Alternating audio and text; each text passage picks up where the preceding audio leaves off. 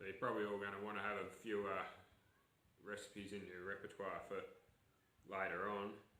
Just another appetizer for you. This one's pretty cool. You make like little octopuses with the cabana. I'll show you how. You're going to need a couple of sticks of cabana and one of these little deep fryers. I know you're all pretty excited by the amount of views that I got on the last few videos that I did on deep frying stuff, so thought I'd show you another little trick. So what we've done, we've got the wick turned right up on the little fryer, and what we're going to do, we'll take the cabana. Now, if I had a bigger knife, this would be a hell of a lot easier. So what you want to do, cut about halfway down your cabana, like that. Cut it into eighths. I don't know whether you call that like radii or however you like to call it.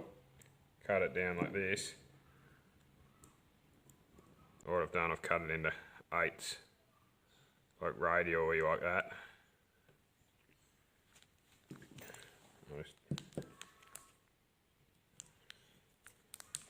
We'll just do another one.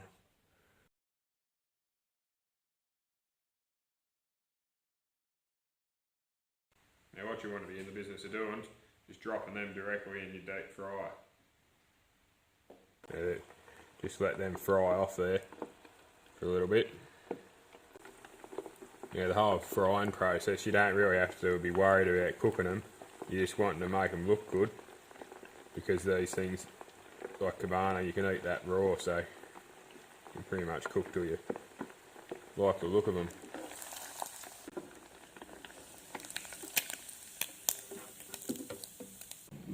You just want to chuck them onto a bit of paper towel to cool off for a second, or at least soak up a little bit of that grease.